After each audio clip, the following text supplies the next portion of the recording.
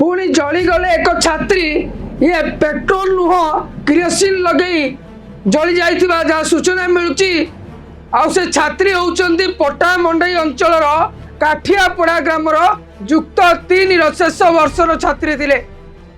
पुणी एक खबर आसिकी पहुंची ये गोटे बड़ खबर उपर आम दृष्टि आकर्षण करने चाहिए। आउ जड़े छात्री आत्महत्या जो घटना एवं पुणी एक चांचल्य सृष्टि करिछि। कहीं से छात्री आत्महत्या कले कहा अवहेला रहा ये हत्या ना आत्महत्यार नाम दि जाउछि। एबे तो इन्वेस्टिगेशन रही घटना घंटे तले घटना किंतु दर्शक बंधु मु कहबे चाहिए छात्री जनक मरिबार एक कारण रही।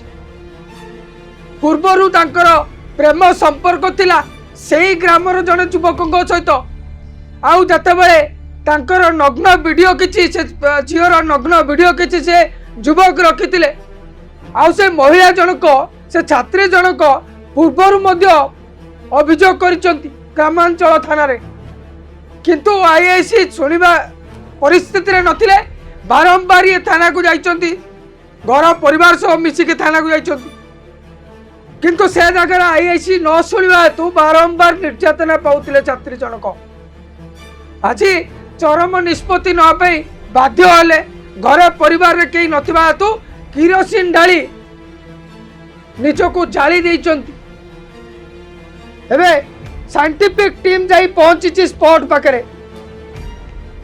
एबे तदंत आरंभ हो तो जतेबेले मुख्यमंत्री निजे कहिथिले जे समस्त अभियोग शुणा हम जदि कहार अभियोग पत्र न रखती ताहले तांकु सस्पेंड करा जिवो। ये पूरा खुला मंच रे मुख्यमंत्री मोहन चरण माझी ये निर्देश देइथिले डीजी को।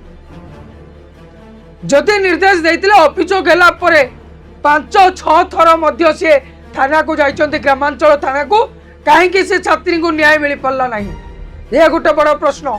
गोटे परे गोटे छात्री आत्महत्या करुचंती क्या प्रिंसिपल न्याय दे पारना क्या पुलिस प्रशासन न्याय दे पार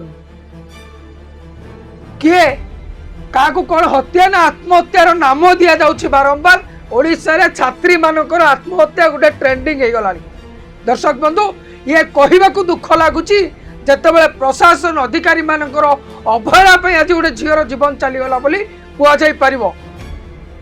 युक्त 3 छात्री थिले शेष वर्षर छात्री थिले किंतु भल पाइबा तांको पई काल साजिला ना से युवक तांको अत्यधिक टेंशन देले ना निर्यातना दौले कहीं पुलिस इन्वेस्टिगेशन करि नथिला।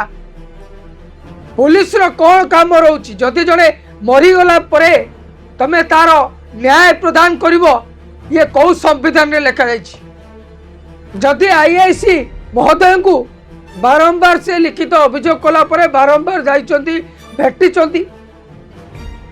ए पटा मुंडई अंचल एक दुखद खबर काठियापड़ा ग्राम रे एक युक्त 3 शेष वर्षर छात्री किरोसिन ढाली आत्महत्या करिसंती।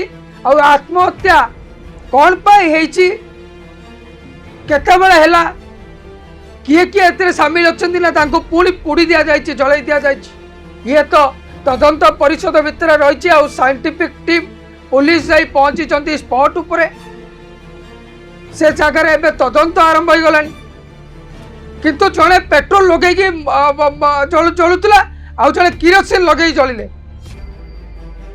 आर न्याय कौन नियाजिबो महाशय डीजी महाशय भी एथरे ध्यान नियातिया दबा आवश्यक।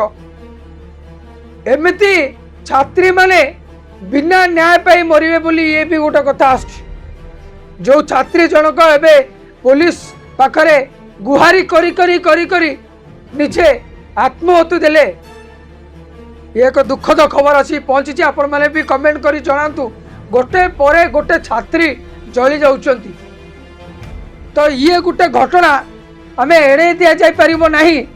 समीक्षा सबु जिनिसर करा जाउछि जे केते थर एमिति हेले यार पूर्णछेद पड़िबो जे ये जो जली जीवार ट्रेंडिंग कहीं केबे बंद हो।